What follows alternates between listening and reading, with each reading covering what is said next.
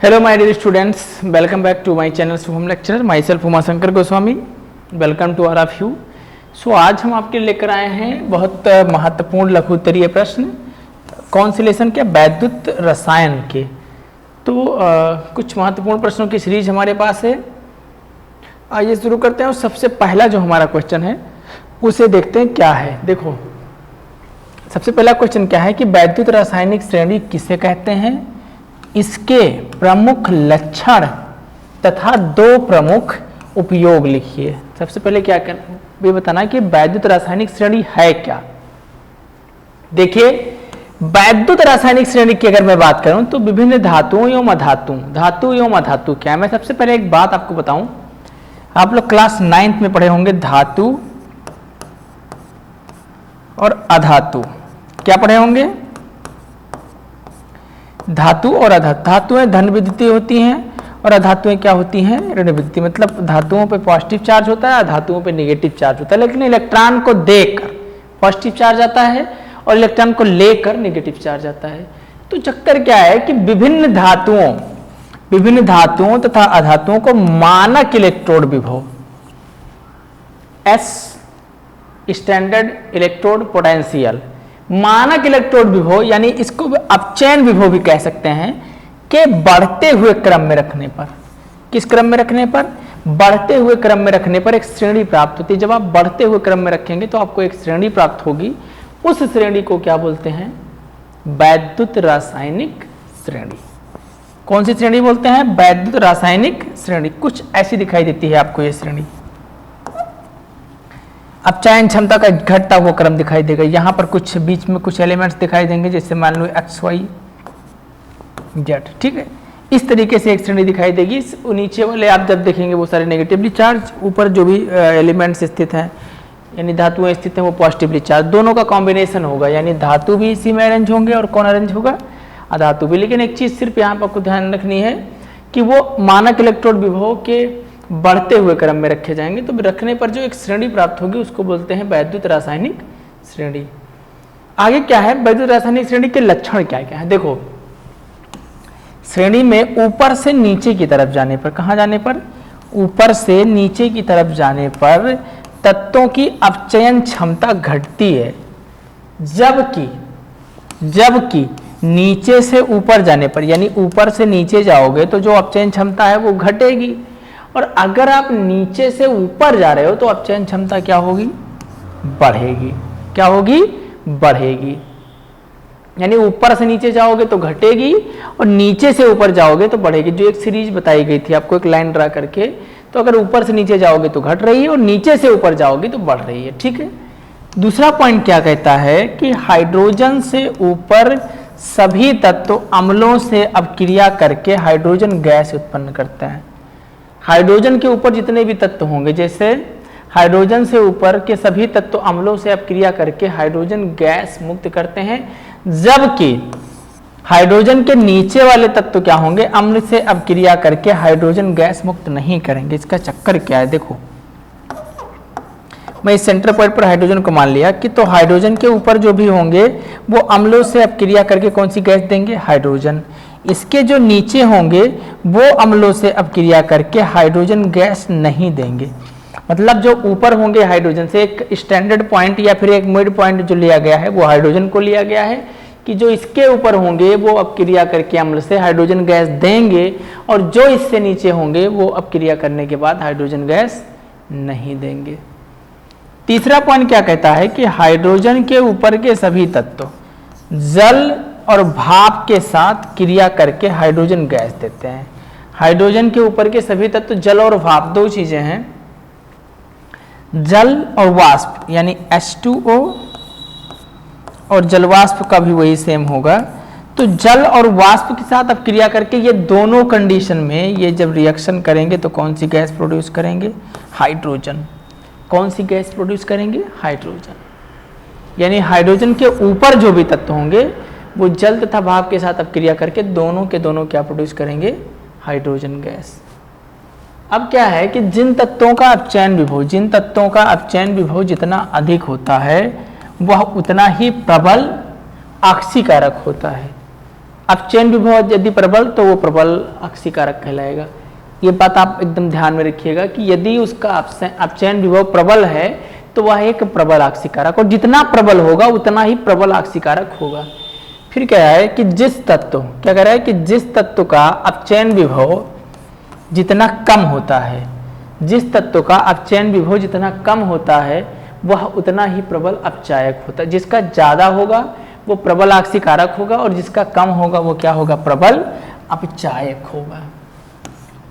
जिस तत्व का अपचयन विभव जितना कम होता है वह उतना ही प्रबल अपचायक होता है। अगर ज्यादा होगा तो प्रबल आक्सीकारक होगा, कम होगा तो अपचायक होगा, ठीक है। और अगर कम होगा तो प्रबल अपचायक होगा और अगर ज्यादा होगा तो प्रबल आक्सीकारक होगा। फिफ्थ पॉइंट क्या कहता है कि श्रेणी के ऊपर वाला तत्व नीचे वाले तत्व की उसके विलयन से विस्थापित कर देता है। आपने एक श्रेणी पढ़ी होगी क्लास 10th में जिसको नाम दिया जाता था सक्रियता श्रेणी। कौन सी श्रेणी नाम देते थे इसको,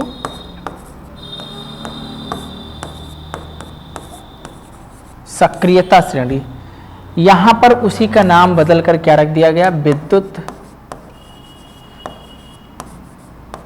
रासायनिक श्रेणी, ठीक।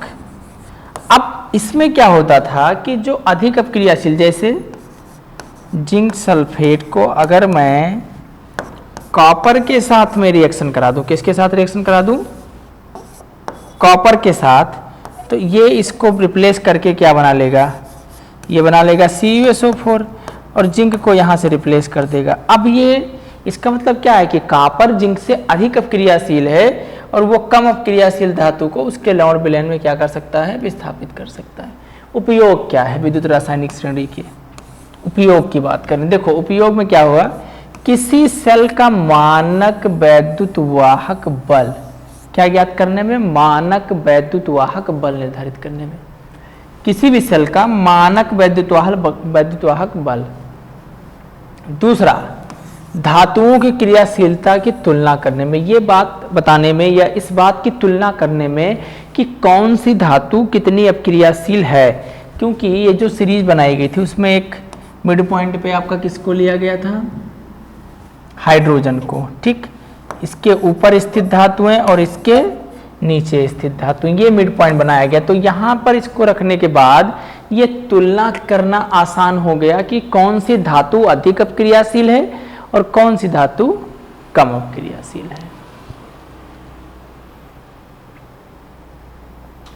इसके बाद क्या है कि इलेक्ट्रोड विभव किसे कहते हैं, इसका मान किन किन कारकों पर निर्भर करता है। देखो, जब किसी धातु, जिसको इलेक्ट्रोड कहते हैं, इलेक्ट्रोड दो प्रकार के, एक कैथोड और दूसरा एनोड। और ये होता क्या है, एक धातु की बनी पतली पट्टी या पतली छड़ होती है धातु की, जैसे मेरे हाथ में दिखाई पड़े इस प्रकार की, इसको इलेक्ट्रोड बोलते हैं, जिसमें दो चीजें होती है, कैथोड और एनोड, को उसी धातु के किसी लवण विलयन में रखा जाता है। मतलब जिस धातु का वो इलेक्ट्रोड बना है उसको उसी के लवण विलयन में रख दिया गया।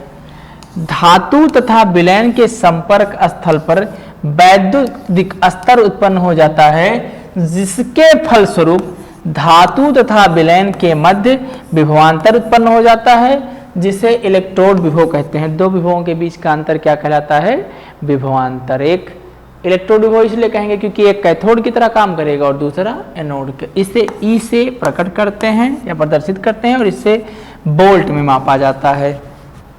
अगर विभव है तो विभव का मात्रक तो वोल्ट ही होगा, तो इससे मापा किस में जाएगा, वोल्ट में। अब आगे क्या कह रहा है, उदाहरणार्थ, जब कॉपर की छड़ कॉपर सल्फेट के विलयन में डुबोया जाता है, जब कॉपर की छड़ को कॉपर सल्फेट के विलयन में डुबोया जाता है तो कॉपर की छड़ विलयन के संक्षिप्त ऋणावेशित हो जाती है, जिससे कॉपर धातु और कॉपर आयनों के मध्य विभवांतर उत्पन्न हो जाता है। जैसे मैंने आपको बताया था कि कॉपर की ही इलेक्ट्रोड बनाया गया, जैसे कॉपर का ही इलेक्ट्रोड बना दिया गया, चाहे इसमें कैथोड हो चाहे एनोड हो, तो मतलब कॉपर की ही छड़ ली गई, हाँ, कॉपर का इलेक्ट्रोड लिया गया, मैं इसको इलेक्ट्रोड लिखूंगा,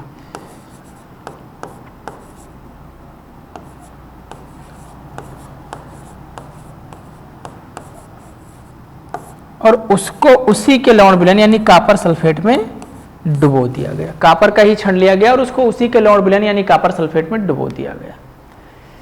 क्या होगा कि विलयन के संक्षिप्त जो कॉपर की छड़ होगी वो ऋणावेशित हो जाएगी और विलयन के आयन और कॉपर की छड़ के बीच विभवांतर उत्पन्न हो जाएगा और विभवांतर उत्पन्न होने से क्या होगा कि यह इलेक्ट्रोड विभव की तरह काम करना शुरू कर देगा। इस विभवांतर को कॉपर इलेक्ट्रोड का विभव कहते हैं। इलेक्ट्रोड विभव आगे क्या कह रहा है,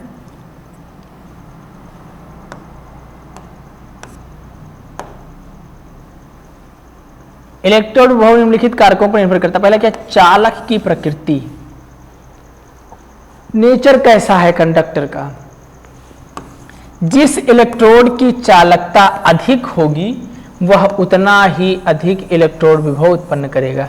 जो अच्छा सुचालक होगा वो उतना ही अधिक इलेक्ट्रोड विभव उत्पन्न करेगा। सबसे अच्छा सुचालक चांदी।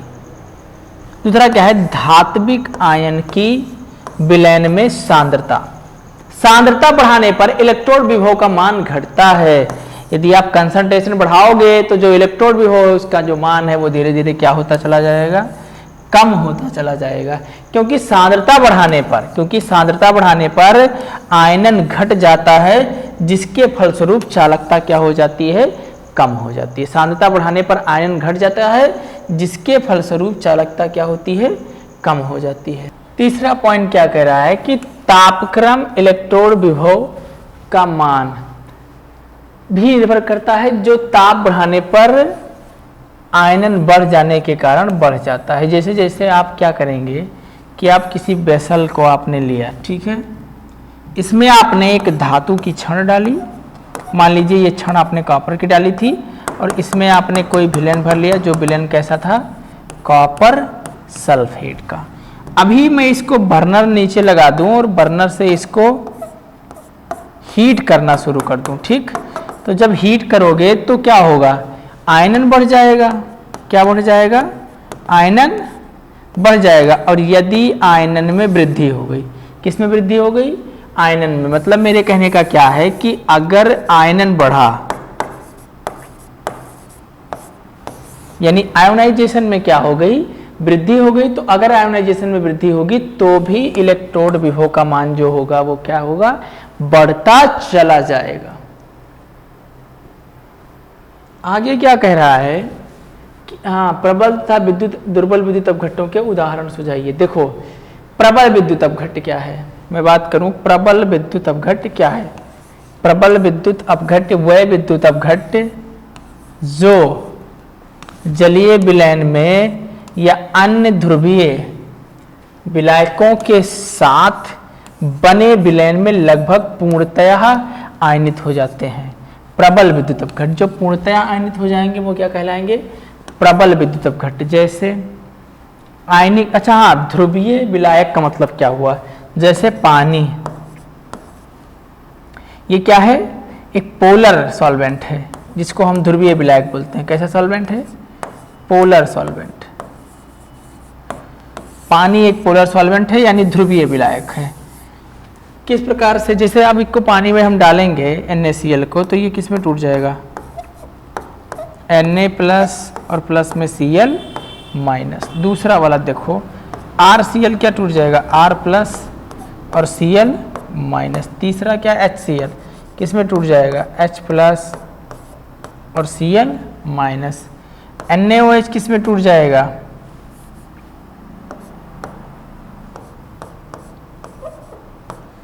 Na प्लस और Cl माइनस। ROH किस में टूट जाएगा, R प्लस और OH माइनस, ठीक। तो ये एग्जाम्पल्स थे और इनका आयोनाइजेशन करके मैंने दिखा दिया। क्योंकि ये प्रबल विद्युत अपघट्ट हैं इसलिए, क्योंकि पानी में अगर इन्हें डाला जाएगा तो ये पूर्ण रूप से आयनों में परिवर्तित हो जाएंगे। क्या बोलते हैं इन्हें, प्रबल विद्युत अपघट्ट। आगे देखिए क्या है, हाँ, दूसरा क्या कह रहा है, दुर्बल विद्युत अपघट्ट। देखो वह विद्युत अपघट्ट जिनका जलीय विलयन में या ध्रुवीय विलायकों के साथ बने विलयन में बहुत कम आयनन होता है। मतलब इनको अगर मैं पोलर सॉल्वेंट यानी ध्रुवीय विलायकों में भी डालूं फिर भी क्या होगा, इनका आयनन पूर्ण रूप से नहीं होगा, बहुत ही कम होगा।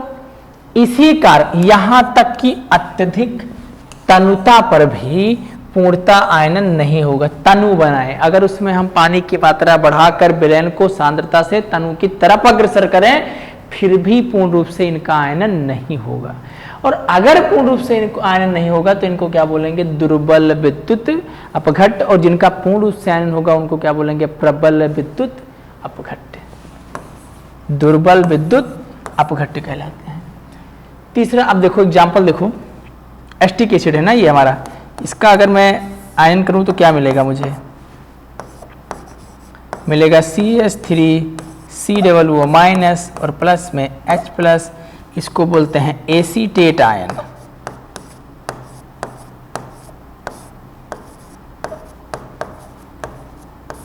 क्या बोलते हैं, एसीटेट आयन। दूसरा NH4OH क्या मिल जाएगा, NH4 प्लस प्लस में OH माइनस, इसको बोलते हैं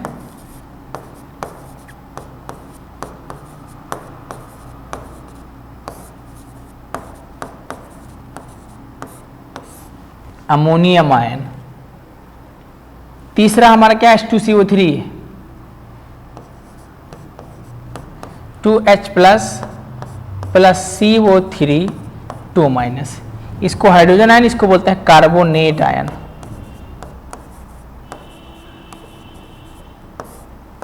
कौन सा आयन बोलते हैं इसको, कार्बोनेट। तीसरा देखो BO3, फोर्थ हमारा क्या है, H2BO3 हो गया। उसके बाद लास्ट वाला क्या है हमारा, HCN, ये आपको क्या देगा, H प्लस और Cn माइनस, इसको बोलते हैं साइनाइड आयन। ठीक, क्या बोलते हैं इसको, साइनाइड आयन। तो ये कुछ महत्वपूर्ण दुर्बल विद्युत अपघट्ट और ये उनका आयन करके मैंने आपको दिखाया, जिसमें पहला एसीटेट आयन, दूसरा अमोनियम आयन, तीसरा आपका कार्बोनेट आयन और चौथा आपका क्या है, साइनाइड आयन।